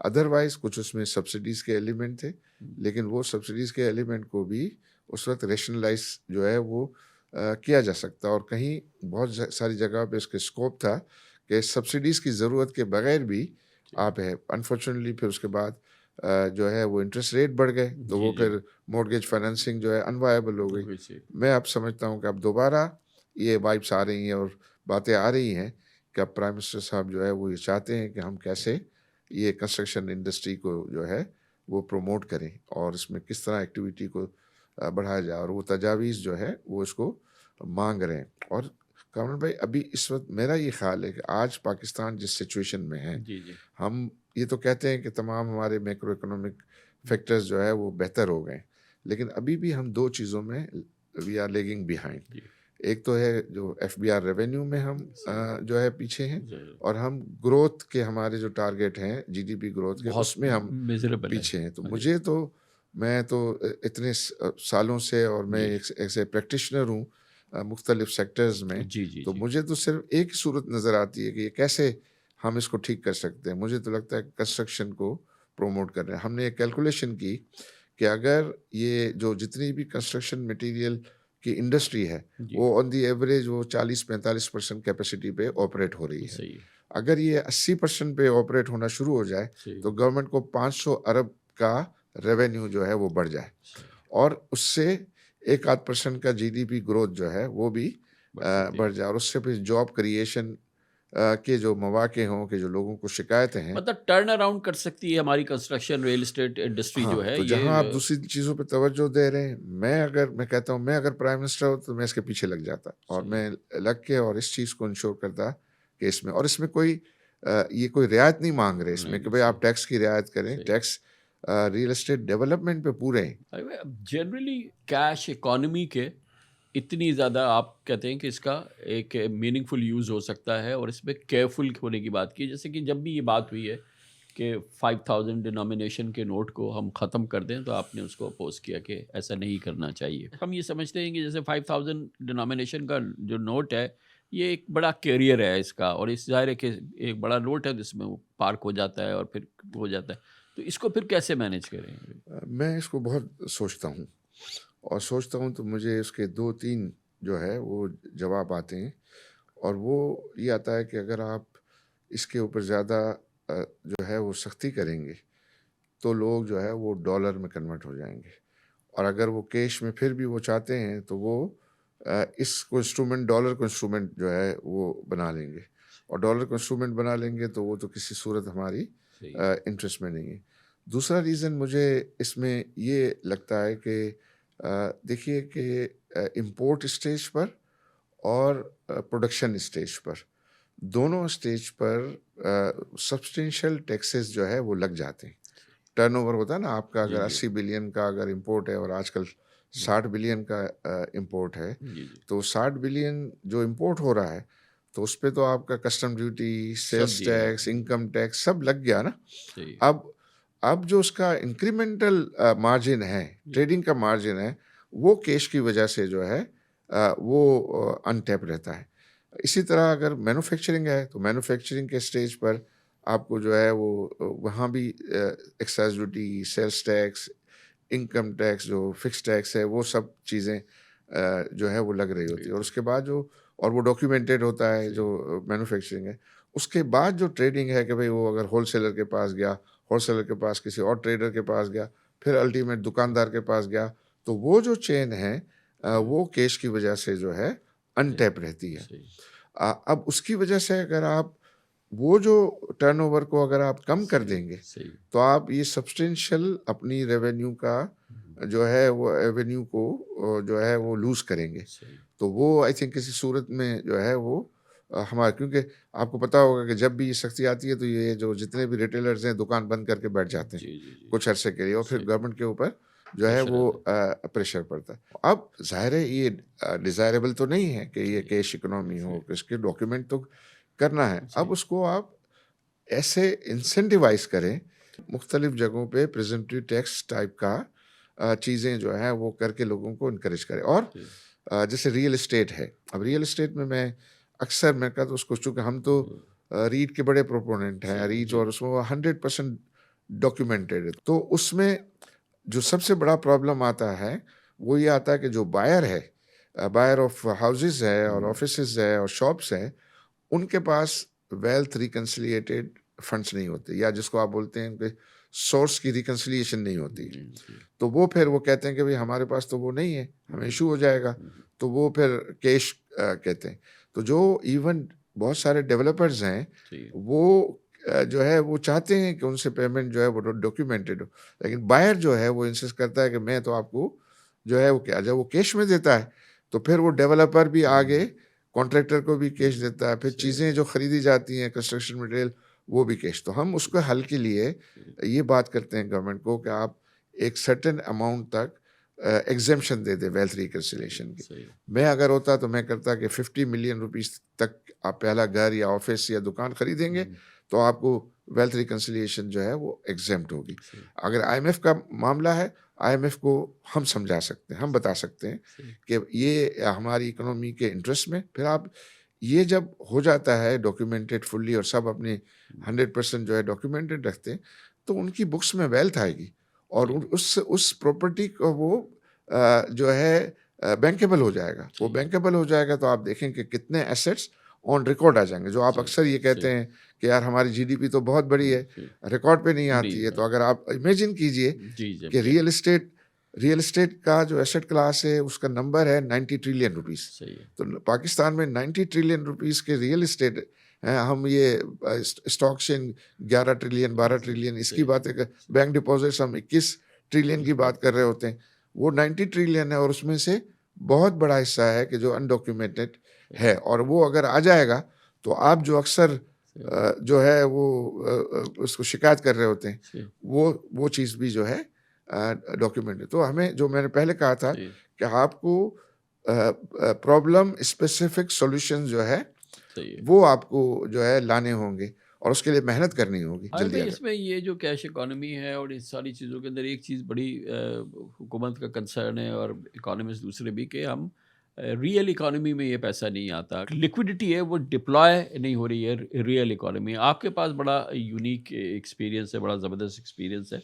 ज़ाहिर है कि आप स्टॉक मार्केट में भी हैं, आप रियल एस्टेट में भी बहुत अच्छा काम कर रहे हैं। जो हमें चैलेंजेस का सामना है हमारे उस उन लोगों को जो कि एक्चुअली रियल इकोनॉमी जाते हैं, आप जॉब्स देते हैं, आप जॉब क्रिएट करते हैं, आप ये सारा कुछ कर रहे होते हैं, तो उन चैलेंजेस के बारे में हमें बताइए कि वो कितना, क्योंकि फिर तो आसान होता है लोगों के पास कि हम जो है वो जो भी है फिक्स्ड इनकम में चले जाएं या दूसरे जो भी इस तरह के इंस्ट्रूमेंट्स हैं वहाँ जाके करें, लेकिन पाकिस्तान में ये कहा जाता है कि ये रियल इकोनॉमी में आप जाएंगे तो उसके चैलेंजेस बहुत ज़्यादा हैं और वो इनकरेज नहीं करता ग्रोथ को और उसकी एक्सपेंशन को। देखिए, एक तो सबसे बड़ा प्रॉब्लम जो मुझे नज़र आ रहा है और जिसको हमें एड्रेस करना चाहिए, वो ये है कि रियल एस्टेट के दो कंपोनेंट हैं। एक है प्लॉट इन्वेस्टमेंट्स, जी, और प्लॉट बाइंग सेलिंग है, या आप इवन अगर हार्श वर्ड इस्तेमाल करें तो प्लॉट स्पेकुलेशन है, हुँ, या ब्लैक मनी की पार्किंग लॉट है, ये जो कुछ भी आप इसको कह दें। जी, और दूसरा है रियल एस्टेट जो कंस्ट्रक्शन है, डेवलपमेंट का काम है। हुँ, आई थिंक मैं इतने सारे बिजनेसेस करता हूँ, जी, मुझे तो सबसे ज़्यादा नोबल काम जो है वो कंस्ट्रक्शन लगता है, ठीक है, क्योंकि उसके अंदर जिस किस्म का आप जो रिजल्ट्स हैं उसके, सही, कि आप इतने लोगों को रोज़गार जी, दे जी, रहे हैं, जी। कंस्ट्रक्शन मटेरियल आप इस्तेमाल कर रहे हैं, इतनी आप इंडस्ट्रीज़ चल रही हैं। इंडस्ट्रीज चल रही हुँ, हैं, लोगों को आप घर दे हुँ, रहे हुँ, हैं, और जब उसकी डेवलपमेंट हो रही है तो देख के आपको जितनी खुशी होती है उन सब जी, चीज़ों की, तो वो तो आई थिंक बहुत ही ज़्यादा नोबल है। अच्छा, वो नोबल भी है, और जिस तरह मैंने पहले बताया कि वो फुली टैक्स्ड है। सही। अगर हम ये देखते हैं, इसको कंपेयर करते हैं, आपको तो पता है हम तो हर चीज़ का जो है रिसर्च करते हैं पूरी जी। तरीके से। तो हमारा जो ये रियल एस्टेट पर टैक्स है, वो इंडस्ट्री से ज़्यादा है। सही। और लेकिन अनफॉर्चुनेटली उसको मिला के उसको बदनाम किया जा रहा है। ठीक है। तो बदनाम किया जा रहा है, और ऐसा पाकिस्तान में कर दिया है जैसे कि रियल एस्टेट जो है कोई ड्रग का काम है। ठीक। तो पहले तो सबसे पहले हम यही डिमांड कर रहे हैं गवर्नमेंट को कि सबसे पहले जो है इस शोबे की इज्जत को ठीक है। बहाल करें। सही। इज्जत को बहाल करें, और ये दो चीज़ों का डिफरेंस है, उन दो चीज़ों को सही। अलग अलग जो है वो देखें और ट्रीट करें, और उसकी अलग अलग पॉलिसी बनाएं। फॉर सही। एग्जांपल, मैं अक्सर कहता हूँ और इनको मशवरे देता हूँ कि ये कहता हूँ कि आप बेशक प्लॉट की परचेज सेल पर टैक्स ज़्यादा लगा दें, सही। और अगर वही प्लॉट जो है वो कंस्ट्रक्शन में कन्वर्ट हो तो उसमें से आप कुछ वापस कर दें, ठीक। ताकि लोगों को प्लॉट खाली लेने का डिस्करेजमेंट हो, जी। और उसको कन्वर्ट करने में, डेवलपमेंट में कन्वर्ट करने में उसको इंसेंटिव हो। सही। ये जो इन्वेस्टर्स हैं रियल एस्टेट के, सही। उनका भी मैं समझता हूँ कि बहुत ज़्यादा कंट्रीब्यूशन है, सही। क्योंकि हमारे यहाँ ज़्यादातर कामरान भाई जो डेवलपमेंट होती है ना, वो कस्टमर एडवांसेस से होती है। सही। होता क्या है कि जो डेवलपर है वो तो सिर्फ इक्विटी अपनी जो प्लॉट की सूरत में कंट्रीब्यूट कर रहा जी, होता है, जी, जी, जी। लेकिन जितनी कंस्ट्रक्शन हो रही होती है जी, जी। वो सारी की सारी जो है कस्टमर्स के वो लिए। कस्टमर एडवांसेस से होती है। ठीक। लैंड की वैल्यू जो गवर्नमेंट के पास है सही। वो इतनी ह्यूज है, वो तो सारी अपनी उसको एज ए इक्विटी इस्तेमाल। अभी आप डॉल्मेन मॉल लाहौर का मिसाल ले लें, डीएचए ने अपनी लैंड जो है एज ए इक्विटी दी है, और डॉल्मेन ग्रुप ने उसके जो है वो कंस्ट्रक्शन में इन्वेस्ट की जी, है। जी। उनकी जो इक्विटी है, उसकी वैल्यू, ज़मीन की वैल्यू अभी डबल हो गई, उन्हीं की है वो सही ज़मीन का बात है। शेयर, सही। और उनको मंथली रेंटल में भी शेयर मिल रहा है। जी, जी। तो ये सारी जो कैपिटी, रेलवे और इनकी सारी ज़मीनें हैं, आई थिंक उनको तो बैठकर फ़ौरन कन्वर्ट करना मगर चाहिए। अरे भाई उसमें पंजाब में तो काम हुआ है, सिंध में नहीं है कि इसको डॉक्यूमेंट तो करें, कंप्यूटराइज तो करें रिकॉर्ड को, इसके टाइटल्स को तो ठीक करें। तो एक मेस है ना, कंप्लीट रैकेट है। जी, बिल्कुल करें, और इसके लिए आई थिंक प्रोविंशियल गवर्नमेंट के साथ बैठें। मुझे तो जो है वो प्रोविंशियल गवर्नमेंट, मैं चीफ मिनिस्टर के साथ जो है वो बैठा था, उन्होंने बड़ा चीज़ों में जो है वो कहा कि हम चाहते हैं, मुझे फ़िक्र है कि हम बहुत ज़्यादा लोगों को रोज़गार जो है कि मौके नहीं दे पा रहे हैं। तो हम चाहते हैं कि ऐसे कुछ काम करें कि जिससे लोगों को बोला इंडस्ट्री के हम जो है वो अप्रूवल वगैरह को सिंप्लीफाई करें। दूसरी बात की तो उन्होंने अपने ज़बान से ही कहा, उन्होंने कहा कि भई ये अनफॉर्चुनेटली ये जो एसबीसी है ये करप्शन का घर है, फलाँ है, हम इसको ठीक करना भी चाहते हैं, फलाँ। उन्होंने ऐसा डिज़ायर जो है वो कम से कम दिया, और उन्होंने कहा भी कि नहीं, आप हमें एक आप लोग सारे इन्वेस्टर को जो है वो बिठा के हमें ज़ाहिर है आपने एडवाइस करें। पूछा तो नहीं होगा, 16 साल हो गए हैं तो अभी कर लेते। हाँ, नहीं देखें, मैं तो ये कहता हूँ कि हज़रत उमर फ़ारूक भी जब थे ना, गए थे, लेकिन वो अगर मुसलमान हो गए तो फिर हज़रत उमर फ़ारूक ही हो गए। तो अगर हमें अल्लाह ताला ने ये तो दिया है ना, किसी वक़्त भी आप जी। अगर अच्छा काम कोई करने की बात करता है तो उसको तो ज़रूर, हमें ज़रूर, एनकरेज बेशक। एनकरेज देखिए, क्रिटिसाइज़ करने से तो सिर्फ़ काम नहीं नहीं चलेगा। बनता। एक हद सही। तक वो भी है, लेकिन आप उनको वो बात भी करें, लेकिन एट द सेम टाइम उनको एनकरेज करें कि हम अच्छे कामों की तरफ जो ज़रूर है करें तो आप सब सब मिलके सब इनकरेज उसको, और करेंगे, ज़्यादा सपोर्ट होगी, ज़्यादा इज़्ज़त होगी, ज़ाहिर है, ज़्यादा, बिल्कुल। और मार्केट को सब पता होता है, तो सबसे मार्केट ज़्यादा को उनको ही फ़ायदा उनको होगा, ही उनके फ़ायदा इमेज को, होगा। ये उनकी सबसे बड़ी पार्टी बात को है कि सबसे सबसे बड़े बड़ा फ़ायदा उनको उनको होगा। उनको अच्छा, भाई एक और आपका बड़ा पाकिस्तान का इशू है और वो बहुत बड़ा इशू है, वो स्टेट ओन एंटरप्राइजेस, प्राइवेटाइजेशन। ये हम लोग यू नो शायद ट्रिलियन रुपए हर साल इसमें उड़ा देते हैं, हमारी मुसीबत हो जाती है। प्राइवेटाइज करें, कब तक हुकूमत ये चलाती रहेगी? तो पाकिस्तान का एक बहुत बड़ा तल्ख तजुर्बा था पाकिस्तान स्टील प्राइवेटाइजेशन, जिसमें आप बहुत एक्टिव पार्टिसिपेंट थे और वो सऊदी ग्रुप अल्तवार की आपके साथ था। क्लासिक एग्जाम्पल है कि कितना बड़ा पाकिस्तान की इकोनॉमी को नुकसान हुआ। फिर पाकिस्तान को जो उसकी कॉस्ट देनी पड़ी कि यहाँ कोई करीब नहीं आया फॉरेन इन्वेस्टर, उसने कहा कि ये क्या होता है। और भी एक दो केस हुए रिक्वेडिक वगैरह के, चीफ जस्टिस इफ्तिखार चौधरी के हाथ से हुए। वो क्या ज़माना था, वो क्या वो था। लेकिन जो पाकिस्तान स्टील की जो प्राइवेटाइजेशन नहीं हुई यार भाई, इससे कितना बड़ा नुकसान हुआ। और वो अगर वो हो जाती तो हमें लोगों को बताना चाहिए ना कि उसके क्या क्या असरात होते। आई थिंक आप अनफॉर्चुनेटली वो बहुत अच्छी अपॉर्चुनिटी थी। एक्चुअली वो जो इंटरेस्ट था, वो तो इंटरेस्ट सऊदीज़ का था इसमें। तो सऊदी जो अल तवारकी के जी, जो जी। स्पॉन्सर्स थे, उनको वो यहाँ पाकिस्तान में विज़िट के लिए आए। तो उस वक़्त हम ज़ाहिर है कुछ प्राइवेटाइज़ेशन में सक्सेसफुल रहे थे, जी, जिसमें हमारा ये पाक अरब फर्टिलाइज़र था, ठट्टा सीमेंट था। तो समहाउ किसी ने उनको बताया कि भई ये लोग इनको एक्सपीरियंस है, तो वो मुझसे हमसे मिलने के लिए आए।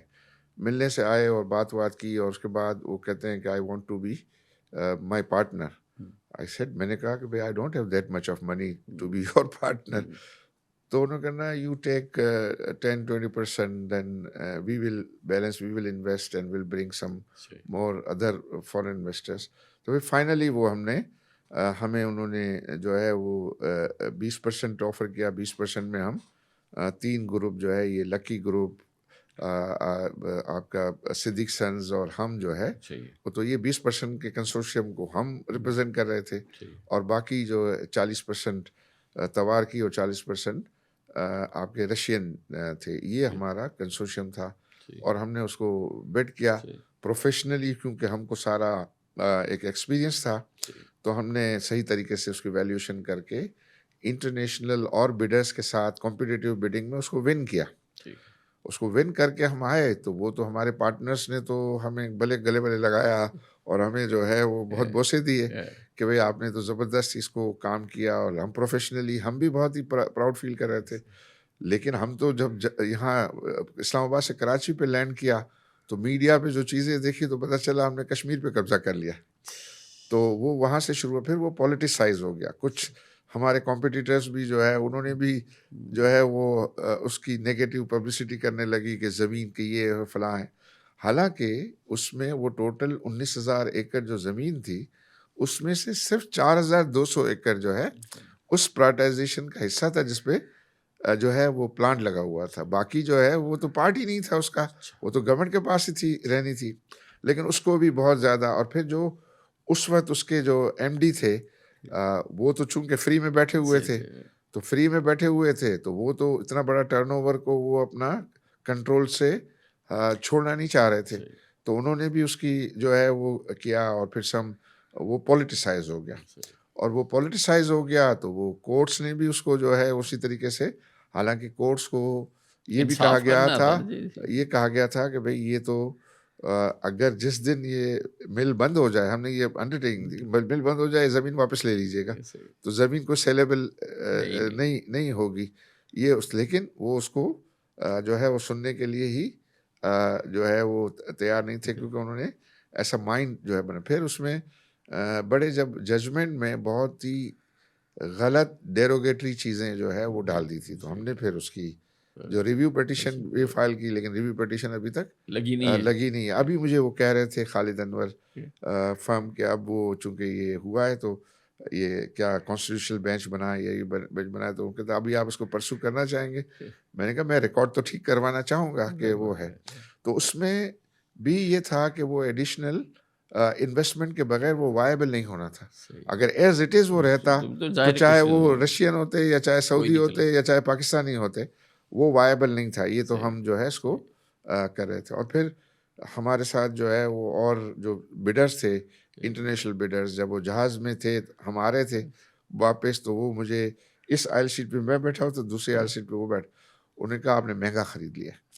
और ये जो है वो हमने यही ऐसी किस्म की चीज़ है जो दूसरी जुरिस्डिक्शन में 60% पे खरीदा। हमने उस सही, वक़्त $500 मिलियन डॉलर्स जो है, जी, वो उसकी वैल्यू बनती थी। सही, तो $500 मिलियन डॉलर्स वो वैल्यू बनती थी, सही, और वो सारे का सारा इक्विटी से परचेज़ था, सही और बात, जो कुछ उसका एक्सपेंशन होना था, सही है, उसके लिए वो बैलेंस शीट इस्तेमाल होनी थी। और उस वक़्त तक लकीली तमाम उसके जो डेट्स थे, सही है, डेट्स की पेमेंट के लिए वहाँ उसके पास था कि वो डेट की पेमेंट गवर्नमेंट पे ऑफ करके फिर हमको जो सही है है। वो देना था। तो गवर्नमेंट की लायबिलिटी, गारंटीड लायबिलिटी भी ख़त्म होनी थी। बट अनफॉर्चुनेटली जो जो जिस तरह पाकिस्तान के साथ ज़्यादतियाँ होती रहती हैं, ये वो हुई। पाकिस्तान के साथ भी ज़्यादती की और भाई जो पाकिस्तान के लिए फॉरेन इन्वेस्टर भी कौन? सऊदी अरब के, जो कि आपके सबसे बड़े डोनर भी हैं हाँ, डोंट नो। और वो उ उनके वो ये हम बात कर रहे हैं बिल्कुल 2000 की, मिड 2000 हाँ की, 7, हाँ 2007 था ये। और 2007 की बात कर रहे हैं। और ये जो प्राइवेटाइजेशन की आपने बात की सही, कामरान भाई, पाकिस्तान में प्राइवेटाइजेशन जो सही, है वो बहुत सक्सेसफुल रहा है। सही। आप ये बैंकों की प्राइवेटाइजेशन देखें और देखें, दूसरी चीज़ों दूसरे जो कंपनीज की हुँ, प्राइवेटाइजेशन हुई है, आई थिंक वो बहुत ज़्यादा सक्सेसफुल। आप उनकी ग्रोथ तो देखिए सही, और उनकी जो कंट्रीब्यूशन है टैक्सेस के, एक बैंक अभी 40-40 50-50 बिलियन जी, रुपीस का टैक्स जो है वो दे रहा है, जबकि गवर्नमेंट को पैसे जो है देने पड़ते थे। दूसरी जो कंपनीज थी, हमें मुझे याद है कि हमने पाक अरब फर्टिलाइज़र लिया था, सही, वो 800 मिलियन रुपीस का प्रॉफिट करते थे, सही, तो वो बहुत ही ज़्यादा प्राइड लेते थे कि हम 800 सही, मिलियन का प्रॉफिट करते हैं साल का। वो जैसे ही वो प्राइवेटाइज़ हुआ और प्राइवेटाइज़ होने के पहले साल में ही प्राइवेट सेक्टर ने 8 बिलियन का प्रॉफिट किया। सही, तो आप देखिए कि क्या उसका पोटेंशियल था सही, और क्या चीज़ जो है सही। वो। और ये हमने सबक नहीं सीखा ना अरे भाई, ये तो 2007 में Pakistan steel, Saudi investor, Saudis के साथ ये किया, अपने साथ किया, क्या अपना अपना हशर-नशर कर लिया।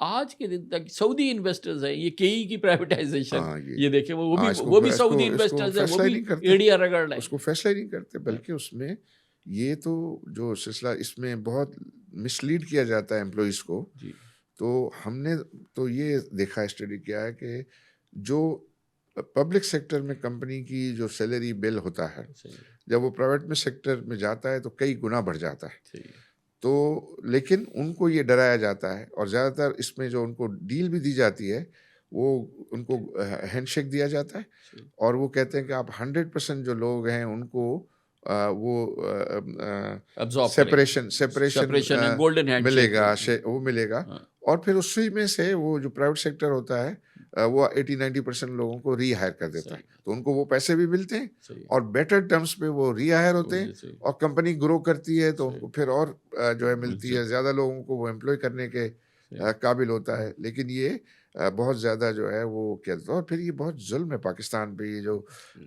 गवर्नमेंट के जो एसेट्स हैं, मैं देख रहा था अभी कि ये पीआई एक बड़ी एग्ज़ाम्पल है अरे बहुत भाई, अब जिसको एग्ज़ाम्पल है। आपने देखा है। सर मैं इसके बोर्ड पर था और इसकी हम हाँ, प्रेज़ेंटेशन करते थे जी, और उस वक़्त 200 बिलियन की जो है वो लायबिलिटीज़ थी। जी, तो हम यही जो एडवाइज़र्स ने जो प्रपोज़ल दिया, उसी प्रपोज़ल को हमने 2017 में जो है सही, 16-17 में हमने ये जो है प्रेज़ेंटेशन दे के कहा था सही, कि ये ऐसा कर लें। वो अभी कर लेते तो ये 800 बिलियन की लायबिलिटी हो गई, सही, 200 ये 600 बिलियन जो है वो सही है, आप सेव करते हैं राइटली। और फिर सबसे बड़ी बात है कि लोगों के लिए अच्छी सर्विस सही है, अवेलेबल होती है ना, ये भी तो एक पैथेटिक है ना, सही कि बात है, पैसे अपनी जगह पे वो भी नुकसान कर सही रहे हैं बात है। और इतनी पुअर सर्विस जो है हुँ, वो है। तो उससे आप जब प्राइवेट सेक्टर आता है वो हुँ। इन्वेस्टमेंट करता है तो उसकी वो क्वालिटी ऑफ सर्विस भी जो है वो इम्प्रूव करती है। तो ये सब चीज़ें मुझे लगता है कि सारे ये पॉलिटिशियंस इस बातों को समझ रहे होते हैं। उनसे हम जब वन टू वन बात करते हैं तो उन सब चीज़ों लेकिन को। आई मीन सबसे ताज़ा एग्ज़ाम्पल तो ये पीआईए की है। जी। तो ये तो ऐसा लगता है जब हम जो लोग प्रोस्पेक्टिव बिडर्स हैं उनसे बात करते हैं तो ऐसा लग रहा था कि गवर्नमेंट में सीरियसनेस नाम की कोई चीज़ नहीं है, क्योंकि जिस तरह के जो उनके सामने डील रखी गई है, इसीलिए तो इन ब्लॉक सब चले गए निकल जी के। हाँ, जी हाँ, बिल्कुल। आई थिंक उसका स्ट्रक्चर जो है हाँ, में उनकी गलती हुई तो और वो मानते भी हैं। वो मानते हैं कि भई हमारी अब वो उसको ठीक कर रहे हैं। पहले तो वो नेगेटिव इक्विटी रखना सही। जो है वो मैं समझता हूँ कि कोई समझदारी की बात नहीं हुँ, थी कि कोई पैसे जो है वो कोई डालेगा आपका लॉस पे करने के लिए सिर्फ़ डाल देगा तो फिर एयरलाइन कैसे चलेगी? तो वो अब उन्होंने इसको रियलाइज़ किया है और आई बिलीव उसको अब रीपैकेज करके जल्द ऑफ़र कर रहे हैं। मुझे लग रहा है कि ये सारी जो नया स्ट्रक्चर होगा उसकी वजह से इसमें हमें एक्सपेक्ट करना चाहिए कि इंशाल्लाह अच्छा रिस्पॉन्स होगा। भाई एक और हमारी जो इकोनॉमी के हवाले से बहुत क्रिटिकल मामलात हैं उसमें ये एनर्जी के इश्यूज जो हैं वो बड़ा बड़ा इम्पोर्टेंट मामला है, और फिर ये आईपीपीज़ के मामलात और उस हवाले से जिस तरह से भी गवर्नमेंट ने उसको डील किया है, तो इसमें भी आपकी रिजर्वेशन हैं आई गेस, क्योंकि जब भी आपसे बात हुई है आपने जहाँ जिस फोरम पे भी बोला है, आपने कहा है कि शायद इसको हमने बहुत समझदारी से टैकल नहीं किया है। जी। इस पे मेरा व्यू ये है कि सबसे पहले तो जब हमने ये इन्वेस्टमेंट ऑफ़र दिया, जी, ये चीज़ तो सबको पता होना चाहिए ज़हन में कि ये कोई भी प्राइवेट सेक्टर ने खुद से कोई काम नहीं किया है इसमें। इसमें गवर्नमेंट ने एक जो है एक इन्वेस्टमेंट प्रपोजल जो है बनाया और वो टर्म्स वगैरह उन्होंने ऑफर की जो सबके लिए सही है। अवेलेबल थी, और फिर लोगों ने मुख्तलिफ इन्वेस्टर्स ने उसको अवेल किया और वो किया। तो पहली तो जो जो उनकी कैलकुलेशंस थी, वो कैलकुलेशंस आई थिंक उसमें जो है वो आई थिंक इतनी परफेक्ट नहीं थी। तो परफेक्ट नहीं थी, और चूंकि उस वक्त हमारे पाकिस्तान पे प्रेशर भी था कि एनर्जी शॉर्टेजेस थी, जी। और उसकी वजह से जो है तो उन्होंने वो एक बड़ा अच्छा लुक्रेटिव जो है वो पैकेज बनाया उसके लिए, और उसका रिस्पॉन्स अल्ट्रा आया। लुक्रेटिव। Ultra lucrative. फिर उसके बाद जो दूसरी है, और वो अक्सर हो जाया करता है, हमसे भी ये गलती होती है कि जो डिमांड एस्टिमेट्स में रॉन्ग चले गए। सही। तो डिमांड एस्टिमेट जो है वो रॉन्ग जाने की वजह से ज़्यादा प्रॉब्लम है। सही। और ये जो इक्विटी रिटर्न को उन्होंने सारा कसूरवार जो है वो इक्विटी इन्वेस्टर को जो है वो ठहराया है। सही। इस पे मैं बहुत ज़्यादा जो है सही। मुझे जो है आई एम अनहैप्पी। सही। अनहैप्पी इसलिए कि एक इक्विटी इन्वेस्टर इसमें इस सारे टैरिफ के अंदर जी। इक्विटी इन्वेस्टर का जो कंपोनेंट बनता है जी। उस टैरिफ में, वो 2 रुपये बनता है। सही। यानी 35 रुपये जो है अच्छा। वो टैरिफ है, उसमें 2 रुपये सिर्फ जो है वो इक्विटी इन्वेस्टर के हैं। सही है। बाकी डेट लिया हुआ है, इंटरेस्ट है, डेट की रीपेमेंट है, इंश्योरेंस है, OIEM है, और फिर उसके बाद जो है वो और ये जो कैपेसिटी पेमेंट है वो? कैपेसिटी पेमेंट ये है कि जी। आपने एक चीज़ किराए पे ली हुई है, सही है। और किराए पे लेकर आपको ज़रूरत थी 3 कमरों की, आपने कल 10 कमरे का वो ले लिया, मकान खुद ही ले लिया आपने। तो अब ले लिया, तो अब मकान आपने ले लिया, अब ये तो कह नहीं मैं तो एक ही कमरे में सोता हूँ, बाकी कमरों में मैं नहीं सोता, 9 कमरों की मैं क्यों पेमेंट आपको करूँ। तो वो जो जो उनका मगर वो इक्विटी इन्वेस्टर के लिए विंडफॉल है ना सर वो? नहीं, विंडफॉल नहीं है उनको। तो वो जो रिटर्न अगर हम्म। पूरा भी चले हम्म। तब भी उनको उतने ही पैसे मिलने, सही। और अगर वो ना चले तो भी उनको यही पैसे मिलने, क्योंकि ये एक चीज़ जो है हाँ, वो मगर वो जो डील है उसके अंदर वो एम्बेडेड है ना ये चीज़, तो वो ऑलरेडी वो एक विंडफॉल उसको गारंटीड है ना? विंडफॉल नहीं है। उनको जो भी तय हुआ है, हम्म।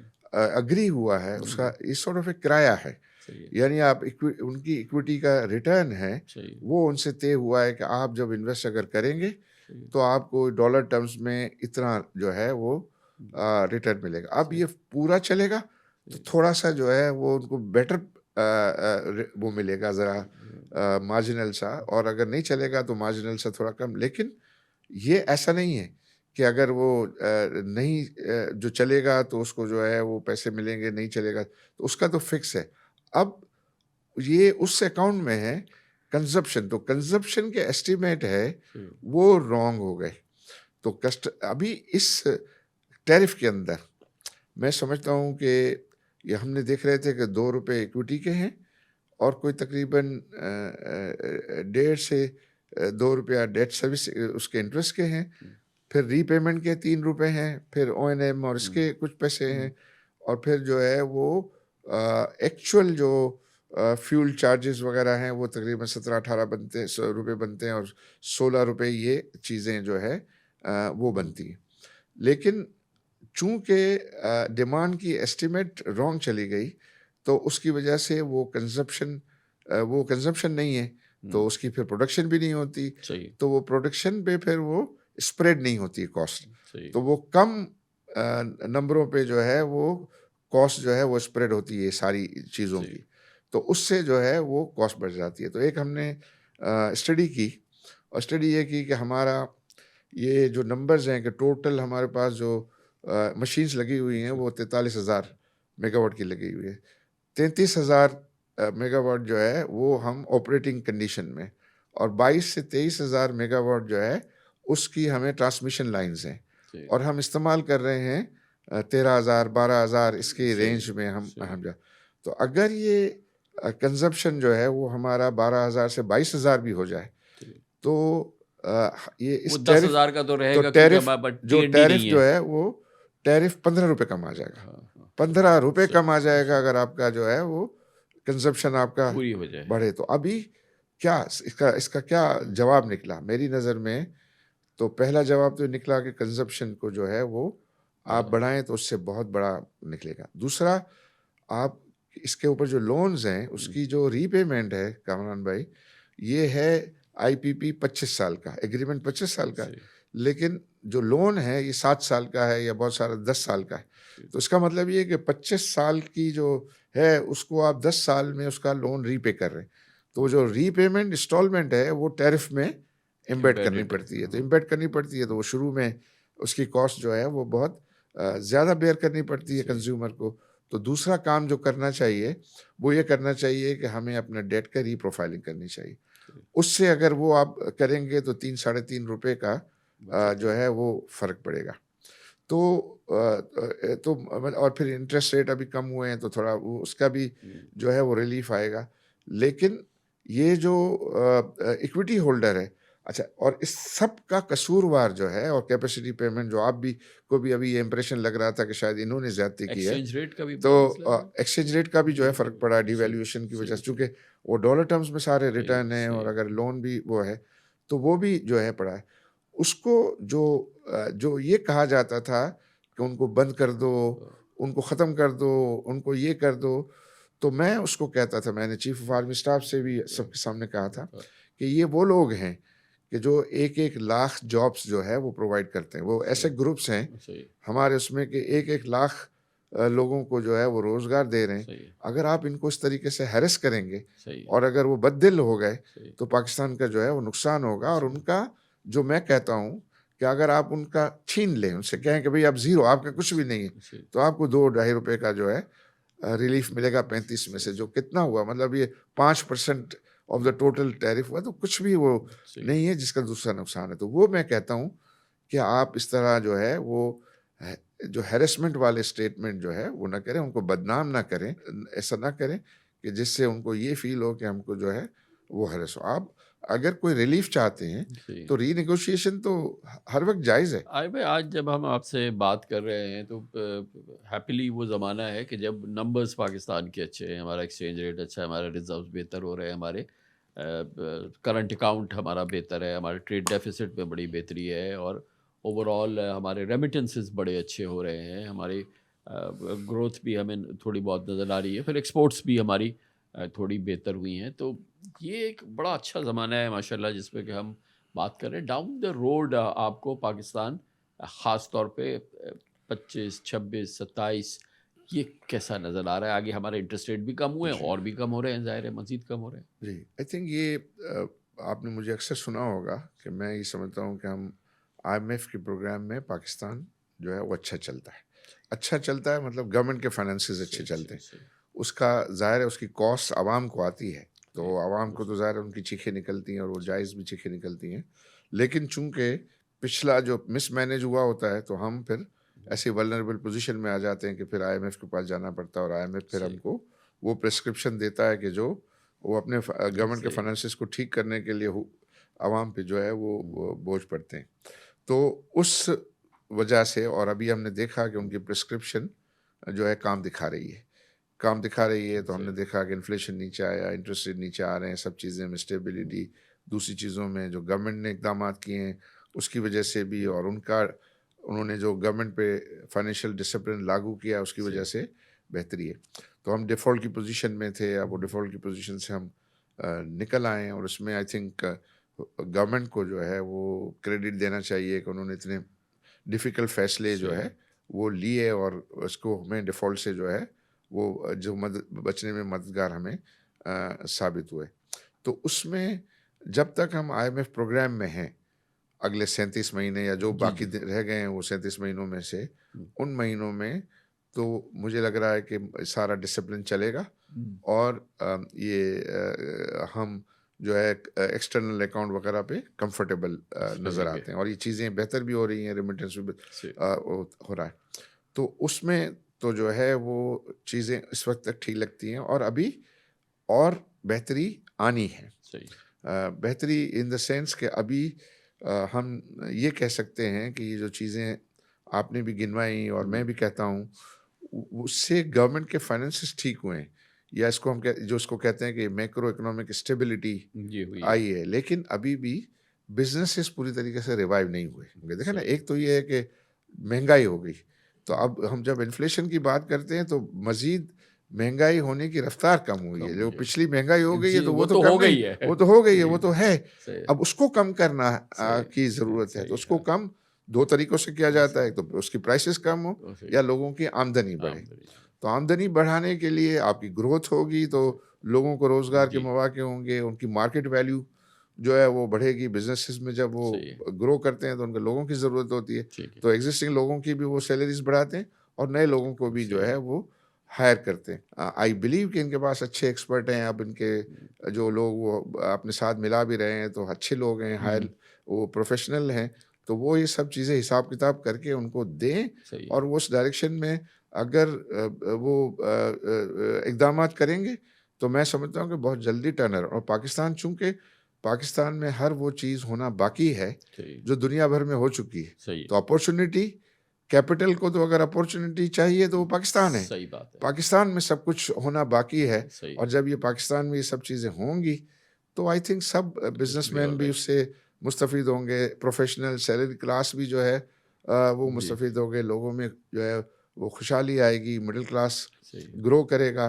तो ये मतलब ये है कि मुझे तो पाकिस्तान पे बहुत ही भरोसा है, सही है, और इसी वजह से हम हमेशा फ़ोकस रह के पाकिस्तान में ही अपने आप को हमने पोज़ीशन किया हुआ है, और सही, हम उसके बेनिफिशियरी भी हैं। सही, आपको बड़ी खुशी होगी ये जान के, और मैं ये लोगों का हौसला बढ़ाने के लिए ये कह रहा हूँ कि हमारा 2024 जो है, जी, हमारे ग्रुप का हमारे करियर में बेस्ट ईयर गया है बेस्ट इन माशाल्लाह, टर्म्स ऑफ फाइनेंशियल परफॉर्मेंसेस। सही है, तो हालाँकि ये नहीं है कि चैलेंज सही, हमको, स्टील में बहुत ज़्यादा चैलेंजेस हैं, सही, और हमने बड़ी मार खाई है उसमें। सही, हमें सीमेंट में भी हम हमारे पास चैलेंजेस थे, अब जाके ज़रा हुँ, है। लेकिन ये है कि अगर आप लॉयल रहते हैं पाकिस्तान के साथ, तो पाकिस्तान में चैलेंजेस भी आते हैं, लेकिन सही, अपॉर्च्युनिटीज़ भी फिर जो रहती है है। वो अच्छी आती हैं अगर आप उससे जुड़े रहें।